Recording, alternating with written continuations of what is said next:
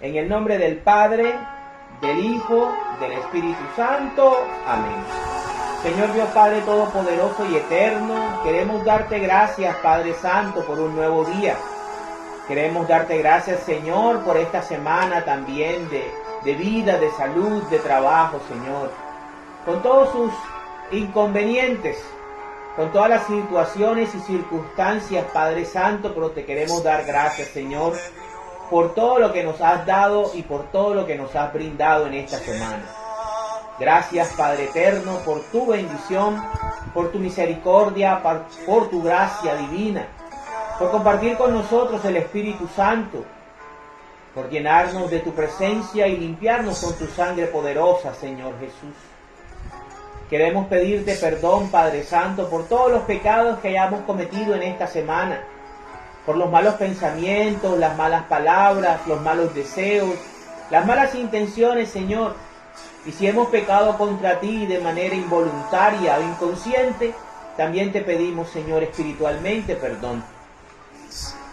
En tus manos colocamos a nuestras familias, Padre Santo, para que las protejas y las libres del mal.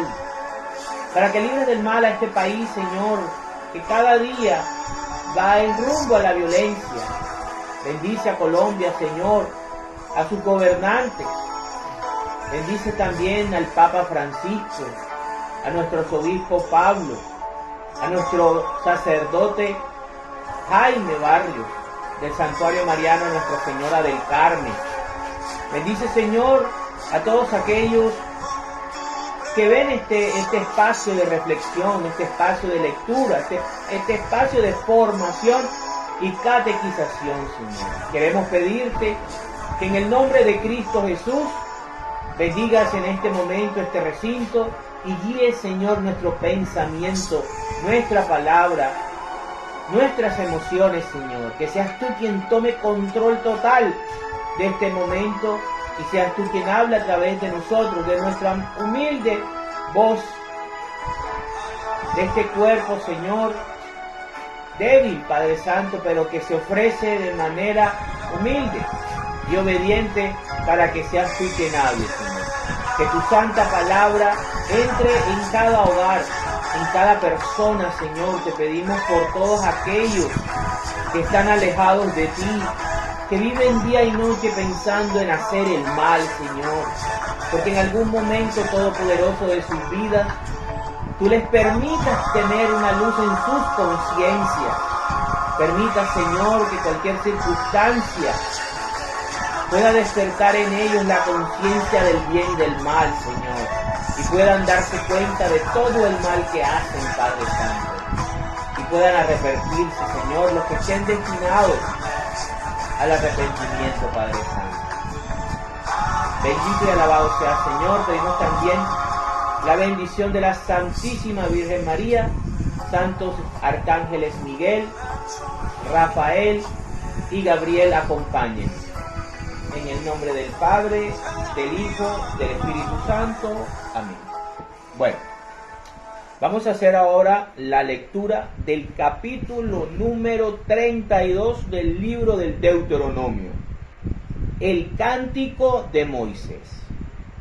Entonces Moisés pronunció este cántico de principio a fin ante todos los israelitas reunidos. Escucha, cielo, que voy a hablar. Atiende, tierra, a mis palabras.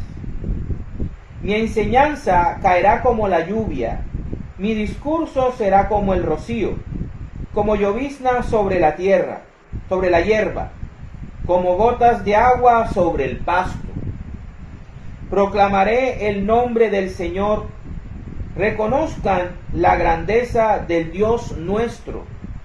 Él es nuestro protector. Sus obras son perfectas, sus acciones son justas. Es el Dios de la verdad. En Él no hay injusticia. Él es justo y verdadero. Gente malvada y perversa, que ha ofendido a Dios, que son indignos de ser sus hijos. Así es como le pagan al Señor. Pueblo necio y sin sabiduría, ¿No es Él tu Padre, tu Creador? Él te creó y te dio el ser. Vuelve atrás la mirada, piensa en los tiempos pasados. Pide a tu Padre que te lo diga y a los ancianos que te lo cuenten. Hubo una vez en que el Altísimo hizo reparto de hombres y naciones y fijó las fronteras de los pueblos. Pero tomó en cuenta a los israelitas, pues la herencia del Señor, la gente suya, es el pueblo de Jacob. Los encontró por el desierto, por tierras secas y azotadas por el viento. Los envolvió en sus brazos, los instruyó y los cuidó como la niña de sus ojos.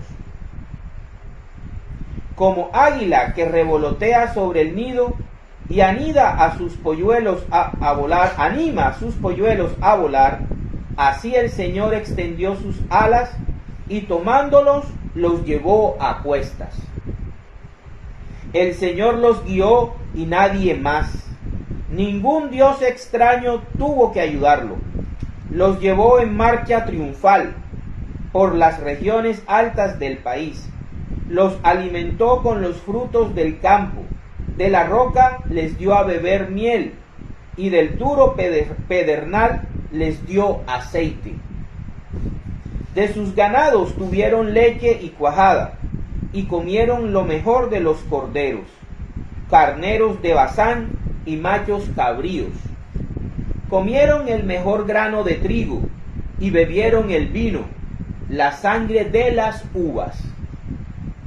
Pero engordó Jesurún y dio coces, tanto engordó que brillaba de gordo, y abandonó a Dios su Creador, despreció a su protector y Salvador.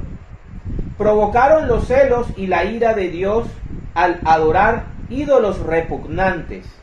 Ofrecieron sacrificios a los demonios, a dioses falsos que nunca antes conocieron, dioses nuevos, recién llegados, a los que jamás sus padres dieron culto.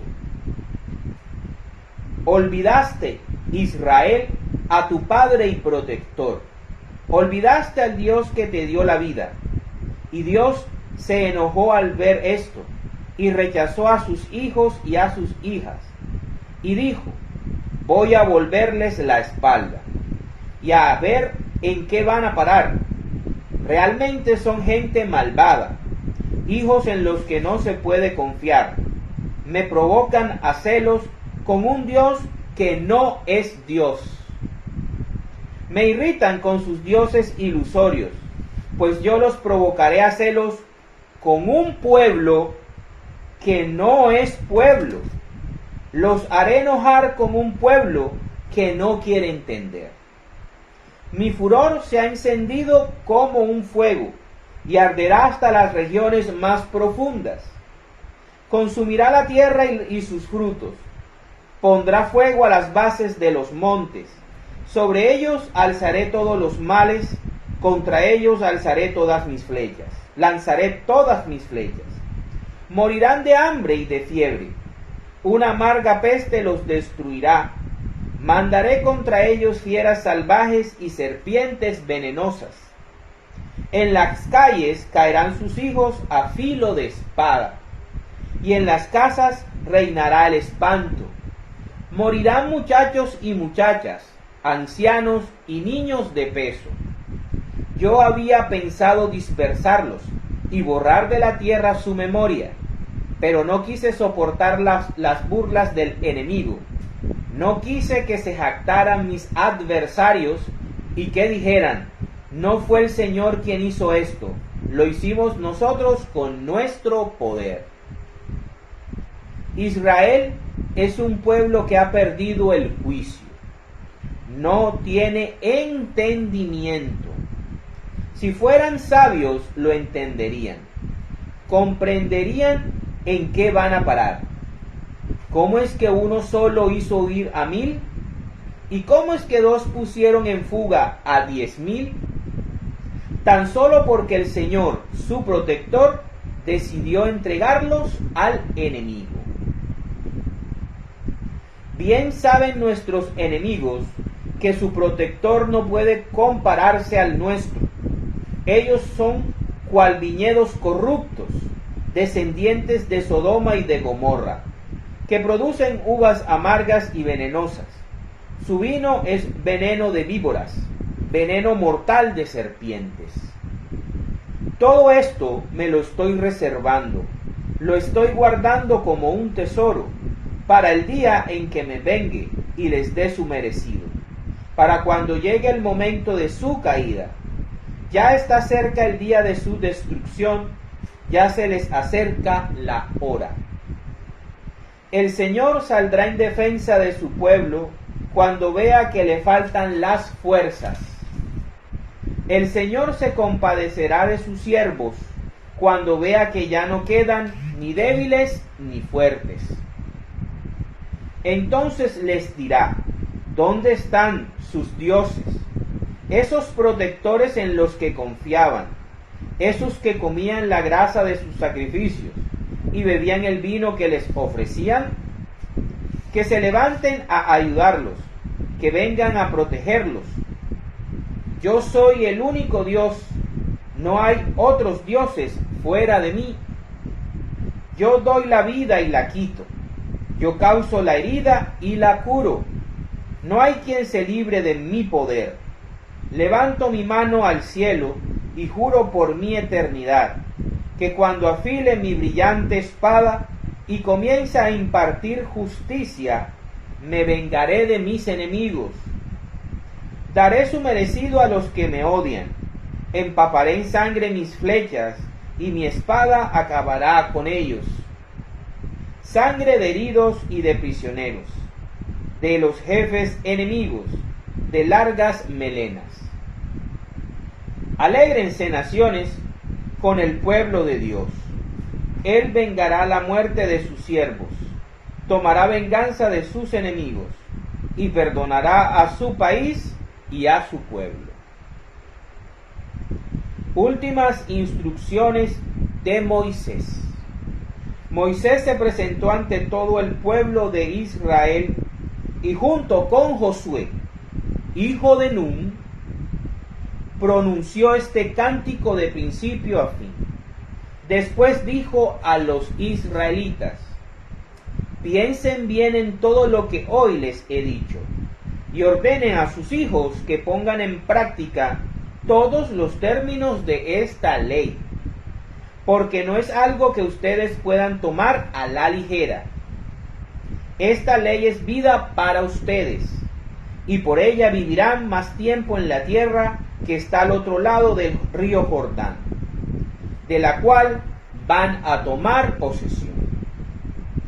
Aquel mismo día el Señor se dirigió a Moisés y le dijo: ve a las montañas de Abarim y sube al monte Nebo, que está en territorio moabita, frente a Jericó, y mira desde allí la tierra de Canaán, la cual voy a dar en propiedad a los israelitas.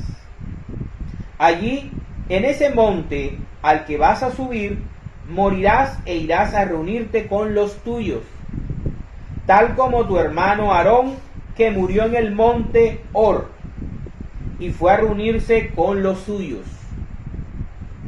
Ustedes dos me fueron infieles delante de los israelitas, cuando estaban en las aguas de Meribá Jades, en el desierto de Sin, pues no me honraron delante de ellos.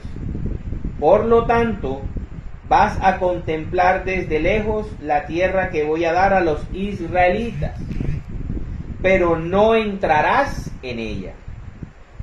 Moisés,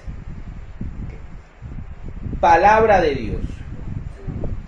El capítulo número 32 del libro de Deuteronomio nos desarrolla el cántico que el Señor mandó a elaborar y a escribir a Moisés, y que luego de reunir a todo el pueblo, a sus jefes de tribus, a los ancianos y a todas las personas, comenzó a expresarlo, comenzó a recitarlo.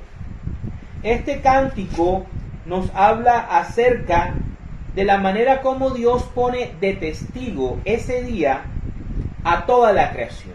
Cuando Él llama, escuchen cielos que voy a hablar y atiendan tierra mis palabras. Siempre los dos testigos principales de Dios son el cielo y la tierra. Aquí hay una alianza con un pueblo, con una nación en específico, con unos descendientes por raza, por sangre, de un grupo de profetas y patriarcas específicos. Luego el cántico continúa mostrándonos el carácter de Dios. Primero, como la ley de Dios, como las enseñanzas de Dios, como la palabra de Dios es más fecunda y más productiva que la lluvia. Es como un rocío y refresca. Es lo que piense. Primero, el cántico empieza llamando como testigos a toda la creación. Luego establece que la palabra de Dios, que sus leyes, que sus normas son más productivas y son como una lluvia que cae del cielo y empapa todo y produce fruto y no vuelve, como dice Isaías, y no vuelve al Señor sin haber ejecutado o hecho lo que Él le ordenó. Luego podemos ver cómo el Señor se describe quién es, describe que Él es el Dios de ellos, que es su protector, que es el protector de Israel, que el pueblo de Israel no necesita otros dioses. Primero porque no existen. Primero porque la existencia de otros dioses iguales a Yahvé no existe. Los ídolos, como lo vemos más adelante, repugnantes, desconocidos, tontos, inútiles, que en la antigüedad se creía y se pensaban que existían y que podían influir en la sociedad de un país, de una nación, y por eso era que se recurrían a los sacrificios y al culto, no eran más que actividad demoníaca. Detrás de cada ídolo, de cada dios falso, hay un demonio, hay una actividad demoníaca. Realmente los antiguos paganos, los no cristianos, los no judíos, lo que hacían era rendirle culto a demonios. Si hacemos el ejercicio de estudiar los dioses aztecas, los dioses precolombinos, nos vamos a dar cuenta de las atrocidades y del alto grado demoníaco de todos los dioses de las culturas precolombinas, y que era lo que solicitaban en los sacrificios para satisfacer, digámoslo, su ira y que no le hiciera daño y no maldijeran supuestamente a las naciones o a los pueblos a los cuales estaban recibiendo adoración.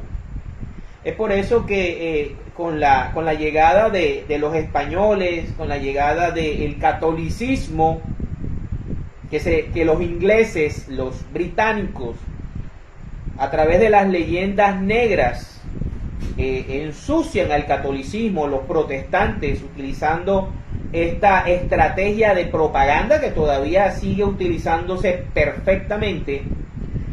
Ensucian no solamente la llegada de los españoles o la conquista de los españoles, sino también la llegada de la evangelización del catolicismo. Recordemos que a la llegada de España a la América a nuestro continente, todavía no existía el protestantismo. Existían los ingleses, que después, más adelante, con el señor Enrique VIII, llegaría a convertirse en una iglesia y en un país protestante bastante hostil contra los católicos y bastante hostil contra las tribus y los aborígenes de todos los territorios a los que llegaron.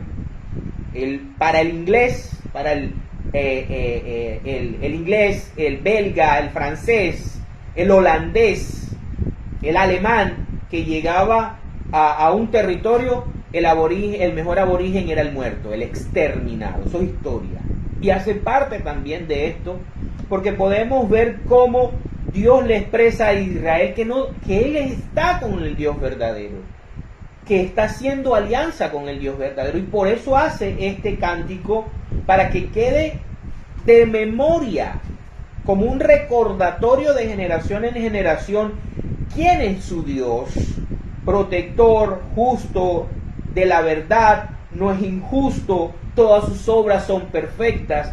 Porque si nosotros comenzamos a estudiar la personalidad de cada deidad falsa de la antigüedad, vamos a darnos cuenta que son dioses perversos, son dioses sanguinarios, son dioses que no les importa la humanidad. Son dioses que tienen una moralidad bastante cuestionable, y que se diferencian altamente del Dios de Israel. Otra cosa que se nos ha vendido como leyenda negra es que existe un Dios del Antiguo Testamento y un Dios del Nuevo Testamento. Es el mismo. Yo soy el mismo ayer, hoy y siempre. En el Antiguo Testamento nosotros podemos ver el carácter amoroso, el carácter misericordioso, pero también el carácter justo de Dios. El mismo que muestra Jesús, el mismo que muestra todo el Evangelio y que muestra todo el Nuevo Testamento. No existen dos dioses, el Dios del Antiguo Testamento y el Dios del Nuevo Testamento. No, es el mismo, la misma Trinidad. Lo que pasa es que en la antigüedad las cosas eran más complejas, eran más duras, aunque ya estamos volviendo a esa época, con tanta estupidez de la gente del siglo XXI. Estamos en una etapa de estupidez altísima. Los que están gobernando están manejando una alta dosis de estupidez. Ya no piensan, sino sienten. Pero bueno, sigamos. Entonces podemos ver cómo Dios se revela y les dice su carácter, ¿sí? Dice: proclamaré el nombre del Señor, reconozcan la grandeza del Dios nuestro, el Dios de Israel. Él es nuestro protector. Bueno, es el Dios protector, el de las obras perfectas, el de las acciones justas, el Dios de la verdad, el Dios en el que no hay injusticia. Es el Dios justo y verdadero, pero que contrasta con ese pueblo que Él se escoge, que es una gente malvada, que es perversa, que le gusta ofender a Dios y que se olvida fácilmente de todas las maravillas que Dios hizo por ellos y que ha hecho por ellos desde siempre. Todavía hoy, siglo XXI, Dios sigue protegiendo a los israelitas, a los descendientes de sangre de Abraham, Isaac y de Jacob y de los 12 hijos que tuvo, pero siguen a espaldas del plan final del Señor, que es Cristo. Cristo y la iglesia son el plan final de Dios, el plan definitivo. Israel era una etapa y la iglesia, el pueblo que no es pueblo, era otra etapa. Entonces podemos ver aquí cómo el cántico les advierte a ellos acerca de la maldad que hay en ellos, y es cuando el Señor pone como testigos a la creación entera, al cielo y a la tierra. Y podemos ver aquí cómo Dios les dice cómo los ha amado, cómo los ha protegido, cómo los ha alimentado en el desierto. Miren el contraste con que Dios habla, o sea, que Israel haya vivido 40 años en el desierto no es una coincidencia o un accidente. Ellos salen de 400 años de vivir en la fecundidad del río Nilo y salen a depender de Dios. Salen a depender de Dios, ¿por qué? Porque en el desierto no hay nada. No hay nada. Pero Dios los protege, les da lo mejor, les da pan, les da carne, les da agua de una roca. Les permite tener, digamos, carneros, toros, becerros gordos, no solamente para el sacrificio y para la liturgia arónica o mosaica, sino para que se alimenten bien. Les da la victoria sobre pueblos que son físicamente superiores a ellos, más grandes, y aún así es Dios, su protector, quien les permite a ellos disfrutar de todo. Por eso uno tiene que ser agradecido con Dios de todo lo que tiene. Todo, debes darle gracias a Dios por todo lo que tienes, no mirar lo del otro. Un cristiano católico debe ser inmune a la envidia, debe ser inmune a la envidia. Un cristiano católico no puede envidiarle la vida a otro, tiene que concentrarse y centrarse en la vida que Dios le da, la vida, las oportunidades, los obstáculos, las enfermedades, las riquezas materiales, pero sobre todo espirituales. Israel no ve eso. Israel está poniendo sus ojos, sí, quiere entrar a la tierra de Canaán, pero para parecerse a Egipto. En la psiquis de esta gente, en los cromosomas de este pueblo, está la idolatría que durante 400 años estuvo en ellos. Y Dios lo sabe. Por eso hace este cántico, ¿sí? Les recuerda, ustedes cuando se engorden. Yesurún con N, es otro nombre para el pueblo de Israel. Y el Señor le dice, cuando ustedes estén saciados, cuando estén gordos de comer, se van a olvidar de mí. Y van a salir corriendo a adorar dioses repugnantes, dioses falsos. Van a aceptar cualquier ideología, cualquier doctrina que les venga al oído facilito y se van a olvidar fácil de mí. Como le sucede a muchos católicos de nombre que no practican, que no saben del catecismo, que no se forman, y cuando llega una doctrina extraña y novedosa, caen redonditos y comienzan a hablar pestes del catolicismo, de la Iglesia de Cristo, del Papa, hablan pestes del Papa, y eso es una catolofobia, porque la catolofobia existe.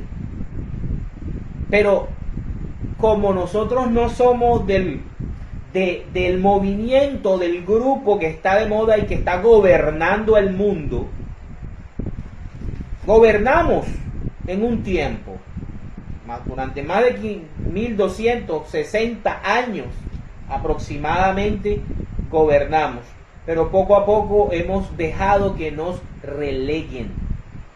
Y ahora ser cristiano y cristiano católico es un pecado, como lo fue en su momento en el Imperio Romano. Entonces podemos ver eso. Para terminar, podemos ver cómo el Señor, Moisés ya da las últimas instrucciones al pueblo, ya se despide de ese pueblo que durante más de 40 años guió como líder. Moisés es un rey sin corona. Y les advierte que esta alianza no es un juego, no es para tomarla a la ligera. les dice, enséñenle a sus hijos esta ley, a que la practiquen para que les vaya bien. Amen esta ley, recuerden esta ley, defiendan y practiquen esta ley. Ya. Y por último, Dios ya lo llama para que suba a las montañas de Abarim, al monte Nebo, donde muere, para que pueda ver, para que pueda contemplar la tierra prometida. Sin embargo, el mismo Dios, por decisión divina, ahí uno no debe meterse. ¿Okay? El texto nos dice que el Señor le dice que es porque, y en verdad sí fue, en Meribá Cades, Moisés se dejó llevar por su personalidad impulsiva e hizo más de la cuenta. Se creyó más, cayó. El hombre más humilde del mundo tuvo un desliz de soberbia y se dejó llevar por la ira, por la rabia, por la indignación. Así que todos tenemos que tener cuidado con eso. Ser como la Santísima Virgen María, tener esa coraza en el corazón para que no nos quiten la gracia fácilmente. Nuestra amada Madre María es una magister en mantener la gracia de Dios ante los ataques. Moisés falló junto con Aarón y tomaron el lugar de Dios haciéndose pasar por Dios. Regañaron a Israel cuando Dios no le había mandado a regañar a Israel. Tuvieron una actitud soberbia, sobrada, y tocaron 2 veces, maltrataron, hirieron a la roca que es Cristo, que era Cristo, 2 veces. Y segundo, lo que yo siempre he dicho aquí en este espacio, Moisés representa una ley, Moisés representa una alianza, Moisés representa una religión, el judaísmo. El judaísmo no nos iba a llevar, y Dios lo sabía de antemano, no nos iba a llevar al cielo, que es la verdadera tierra prometida. El judaísmo iba a llegar hasta presentarnos a Cristo. Era Cristo, Josué, el último Josué, el verdadero Josué, Yahvé salva, el que nos va a llevar en la parucía a la tierra prometida, que es el cielo, para la gloria de Dios. Vamos ahora a ver cómo a lo largo de la historia del pueblo de Israel fallan, fracasan y Dios se lo recuerda. ¿Cómo se cumple este cántico?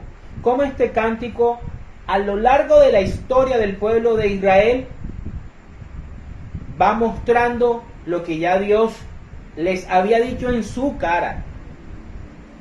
Porque los conocía, Él era su protector, Él era su padre, Él les dio el ser, dice el cántico. Vámonos entonces a ver la infidelidad de Israel. Vámonos al profeta Jeremías. Recordemos que Jeremías es en la época en que creo que Nabucodonosor destruye el segundo templo, el primer templo, el templo de Salomón, y lleva mucho del pueblo de Israel, a la nobleza, a los reyes, a los príncipes y a la gente de billete, se lo lleva para Babilonia. Jeremías capítulo 3 versículos del 1 al 25. Escuchemos, dice: el Señor dice, si un hombre se divorcia de su mujer y ella, al separarse de él, se casa con otro hombre, el primero no volverá a unirse con ella. Eso sería una grave ofensa al país. Sin embargo, tú, Israel, te has prostituido con muchos amantes, dioses, ¿sí? Y ahora quieres volver a mí. Yo, el Señor, lo afirmo. Mira las lomas peladas. Fíjate bien, ¿dónde no te has dejado deshonrar? Sentada como árabe del desierto, A la orilla del camino esperabas a tus amantes. Has manchado el país con tu prostitución y tu maldad. Aquí la prostitución es símbolo de idolatría. La prostitución, la mujer es Israel, es la religión, es la adoración. Y la prostitución bíblicamente representa la idolatría, ¿sí? Con otros dioses. Dejar de adorar al Dios verdadero para irse a adorar a otros dioses. Por eso han faltado las lluvias en invierno y primavera. Tienes el descaro de una prostituta. Debería darte vergüenza. Hace poco me decías, Padre mío, amigo de mi juventud, ¿vas a estar siempre enojado? ¿Te va a durar la ira para siempre? Y mientras decías esto, me hacías todo el mal que podías. El Señor exhorta a Israel y a Judá al arrepentimiento. En tiempos del rey Josías, me dijo el Señor, ¿has visto lo que hizo la rebelde Israel? Fue y se dedicó a la prostitución sobre toda loma alta y bajo todo árbol frondoso. Yo pensé que, aún después de todo lo que ella había hecho, volvería a mí.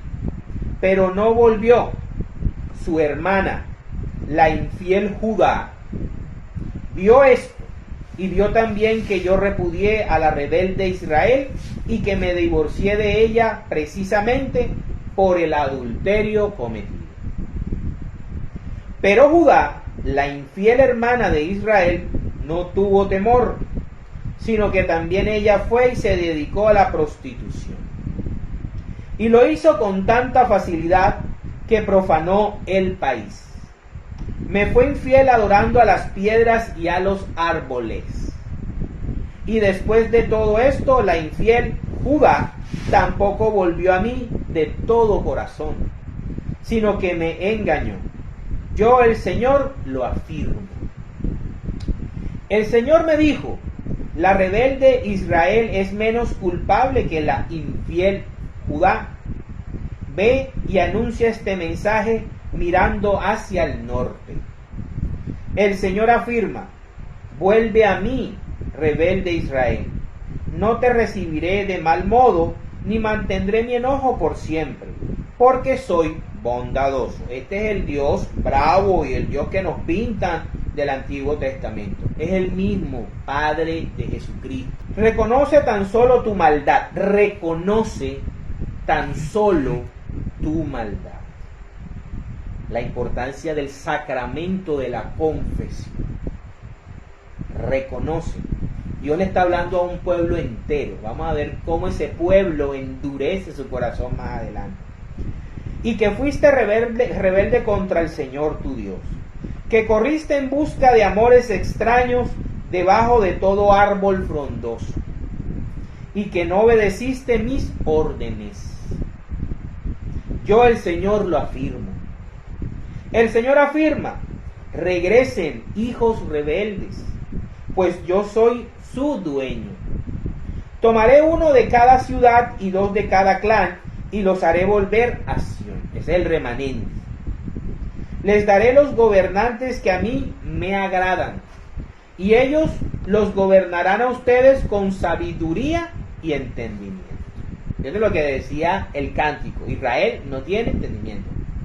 Y cuando ustedes hayan aumentado en el país y tengan ya muchos hijos, nadie volverá a hablar más del arca de la alianza. Aquí hay una profecía. Cuando ya les vaya tan bien, se van a olvidar de mi alianza. Recuerden que el símbolo de la alianza y donde Dios se hacía presente era en el arca de la alianza. El centro del judaísmo en sí era la alianza, era el arca de la alianza. Nadie pensará en ella ni se acordará más de ella. Ya no hará falta ni se hará una nueva. Yo, el Señor, doy mi palabra. Jerusalén será llamada entonces el trono del Señor. Está profetizando la iglesia. Todas las naciones se reunirán allí para honrarme y no volverán a seguir tercamente malas inclinaciones de su corazón. Ese era el plan original. que los judíos fueran el centro de la nueva alianza, aceptando su Mesías. ¿Sí? Jesús es judío, es israelita. María, a la cual veneramos y amamos mucho, es judía israelita. Cuando llegue ese día, Judá se unirá a Israel y juntos regresarán del país del norte a la tierra que di como herencia a los antepasados de ustedes. La idolatría de Israel. Israel, yo decidí aceptarte como hijo y darte una tierra envidiable, el país más bello de todo el mundo. Yo pensé que me llamarías padre y que nunca te alejarías de mí. Pero como una mujer que es infiel a su esposo, así ustedes me fueron infieles. Yo, el Señor, lo afirmo. Así que la infidelidad espiritualmente y para Dios no es un juego ni es una aventura que hay que aplaudir. Se oyen voces en las lomas desiertas, son los israelitas que lloran y piden compasión. Se desviaron del camino recto y se olvidaron de mí, el Señor su Dios. Vuélvanse a mí, hijos rebeldes, y yo los curaré de su rebeldía. Aquí estamos, acudimos a ti, porque tú eres el Señor nuestro Dios. De nada nos sirve ir a las colinas o gritar sobre los montes. Solo en el Señor nuestro Dios encuentra Israel su salvación. Aquí hay un reconocimiento. La vergonzosa idolatría nos ha hecho perder lo que nuestros padres consiguieron desde que éramos niños. Ovejas y ganado, hijos e hijas. Humillémonos, pues, avergonzados, cubiertos de deshonra. Pues desde niños y hasta ahora, nosotros y nuestros antepasados hemos pecado contra el Señor nuestro Dios y no le hemos obedecido. Palabra de Dios. Entonces vemos aquí cómo hay una dinámica y cómo es importante tener el corazón humilde para reconocer nuestros pecados y reconocer nuestra necesidad de Dios. Entonces, cuando nosotros pedimos perdón, no es porque seamos los seres más despiadados. O cuando nosotros estamos, digamos, en esta vida, en este caminar de iglesia, de estudio bíblico, no somos ni perfectos, ni santos, ni salvos, que nada nos vaya a llenar el corazón de esa soberbia espiritual, porque ese fue el primer pecado de Lucifer, creerse lo suficientemente perfecto, sabio, santo, inmaculado, como para pretender igualarse a Dios. Y lo vamos a ver más adelante, como este pueblo tenía en sus genes la soberbia, la rebeldía y la infidelidad. Vamos ahora a Nehemías, otro profeta de otro tiempo. Nehemías, capítulo 1, versículos del 1 al 14. Dice: Nehemías ora en favor de su pueblo. Esta es la historia de Nehemías, hijo de Acalías, en el año 20 del reinado de Artajerjes. En el mes de Quisleu, yo, Nehemías, estaba en la ciudad de Sus. Cuando llegó mi hermano Hananí con unos hombres que venían de Judá.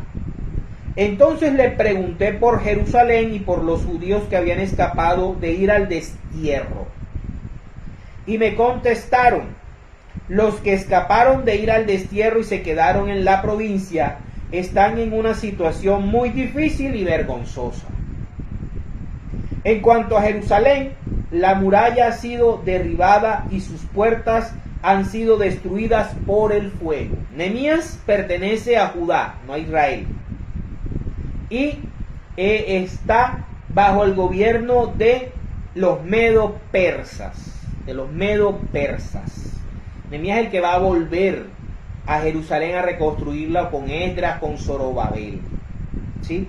Pero está en la ciudad de Susa, que pertenece a los persas, ¿sí? Hago esa aclaración.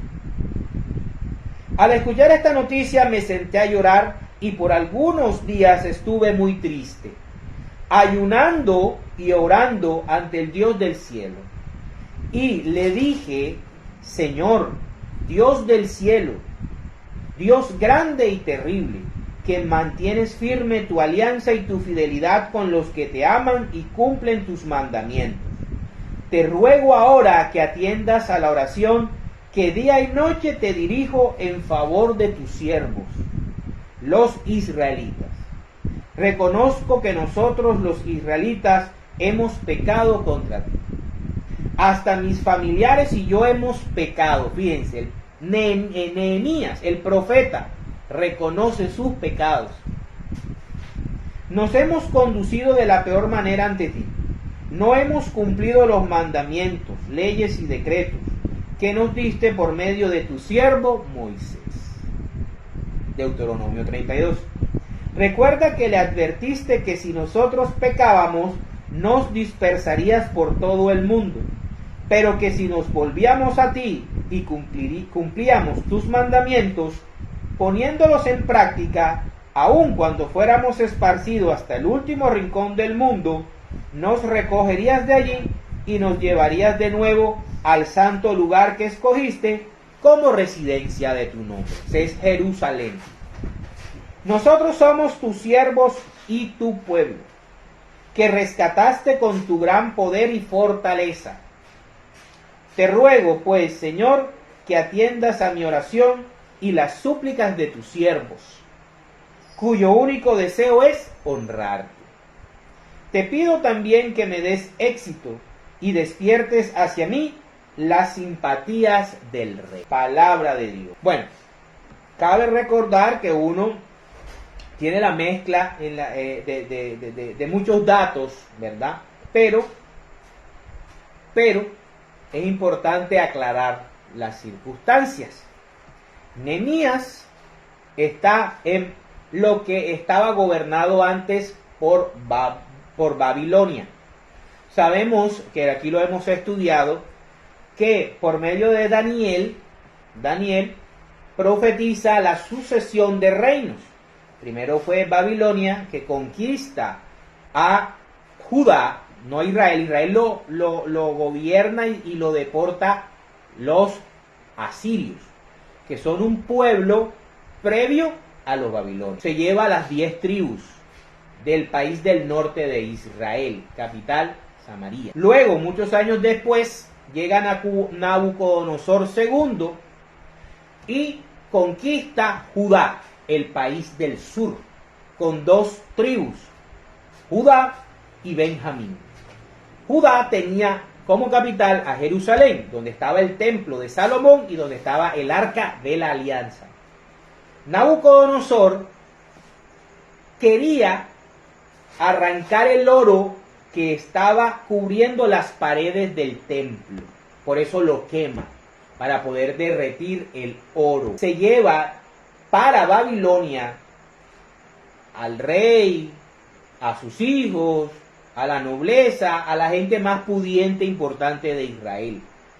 Pero deja a la clase más pobre, a la clase más humilde en Palestina, en Canaán. Y esa es la gente que está pasando necesidad en Jerusalén. Aquí vemos cómo el profeta Nehemías, que es muy importante, clama a Dios a través del ayuno y la oración. Sabemos que para el cristiano estas son herramientas también validadas por nuestro Señor Jesucristo. Limosna, ayuno y oración. Capítulo 5 de Mateo. Y vemos cómo él, a nombre del pueblo de Israel, le pide a Dios perdón por los pecados de su pueblo y por los propios.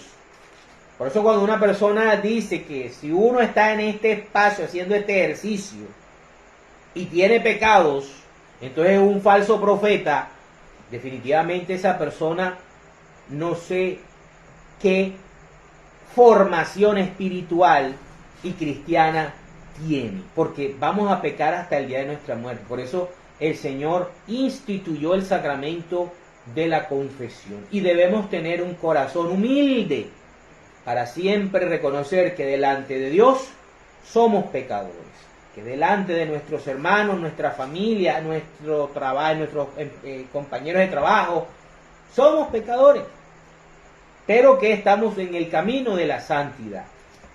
Vámonos ahora a ver otro profeta que recalca esta infidelidad de Israel a lo largo de su historia.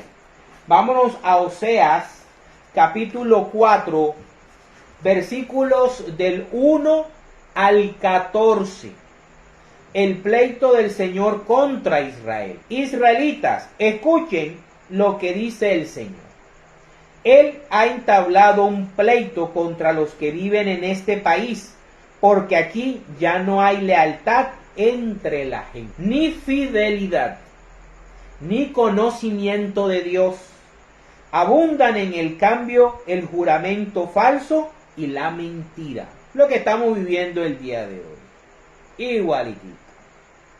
El asesinato y el robo. El adulterio. Hacemos fiestas cuando algún conocido o famoso engaña o traiciona. O creemos que la infidelidad es viveza. ¿Sí? Es signo de viveza y de suspicacia y de astucia. Es pobreza de espíritu, es desconexión de Dios. El que es infiel, el que es adúltero, está desconectado de Dios. Y se comete homicidio tras homicidio, lo que está pasando hoy en día en Colombia. Por eso el país está de luto. Se quedan sin fuerzas los que viven en él. Y con los animales salvajes y las aves mueren también los peces del mar. Sufre la creación. Dice el Señor, que nadie acuse ni reprenda a otro. Mi pleito es solo contra ti, sacerdote. Tú caerás en pleno día y por la noche caerá también contigo el profeta. O sea, la estructura religiosa de Israel estaba corrompida. Y a tu madre la destruiré. Mi pueblo no tiene conocimiento, por eso ha sido destruido. Y a ti, sacerdote, que rechazaste el conocimiento, yo te rechazo de mi sacerdocio, sacerdocio aerónico. Puesto que tú olvidas las enseñanzas de tu Dios, yo me olvidaré de tus descendientes. Recordemos que el sacerdocio arónico, el sacerdocio judaico, era por descendencia, de la línea de Aarón. Cuanto más eran los sacerdotes, más pecaban contra mí. Por lo tanto, cambiaré su honra en afrenta. Viven del pecado de mi pueblo. Por eso anhelan que mi gente peque. Lo mismo al pueblo que a los sacerdotes los castigaré por su conducta. Puesto que han dejado de servir al Señor, comerán, pero no quedarán satisfechos. Se prostituirán, pero no tendrán hijos. La prostitución y el vino hacen perder el juicio. Mi pueblo consulta a sus ídolos de madera. Por medio de varas practica la adivinación. Dominado por la prostitución, mi pueblo sigue caminos equivocados. Se prostituye apartándose de su Dios. En lo alto de los montes y sobre las colinas queman incienso y ofrecen sacrificios. Y también bajo la buena sombra de los robles, los álamos y las encinas. Por eso se han prostituido las hijas de ustedes, y sus nueras cometen adulterio. Pero yo no castigaré a sus hijas por prostitución, ni a sus nueras por sus adulterios, porque ustedes mismos se van con prostitutas. Para ofrecer sacrificios, se juntan con mujeres que practican la prostitución como un culto. Eso existía en esa época. La prostitución como una manera de culto a dioses como Astarte, como Diana, como otras y otros dioses de la fertilidad. Así se hunde un pueblo falto de inteligencia. Palabra de Dios. Vamos a ver ahora cómo nuestro Señor Jesucristo hace la diferencia entre lo que debe ser un cristiano católico y lo que se había formado o lo que se había hecho con Dos hombres fueron al templo a orar. El uno era fariseo, observador de la ley, guardador del sábado, diezmador. Seguían la ley de Moisés y juzgaban siempre a los demás como impuros, como indignos.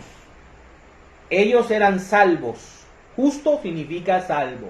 No había pecado en ellos. Y el otro, miren la actitud del otro. Y el otro era uno de ellos, que son ellos, ladrones. Que son ladrones, malvados y adúlteros. Ni como ese cobrador de impuestos, ni como ese católico, idólatra, borrachón. Yo ayuno 2 veces a la semana y te doy la 10ª parte de todo lo que gano. Siembro, cosecho, hago siembra, hago cosecha, pago el bien. Pero el cobrador de impuestos se quedó a cierta distancia y ni siquiera se atrevía a levantar los ojos al cielo. Se sentía indigno siquiera de mirar a Dios, sino que se golpeaba el pecho y decía: oh Dios, ten compasión de mí, que soy pecador. Por mi culpa, por mi gran culpa. ¿Verdad? Mira lo que hacía el cobrador. El cobrador de impuestos estaba en una actitud humilde, necesitada de Dios, de la misericordia de Dios. Reconocía delante de su creador, de su padre, de su protector, la necesidad de él.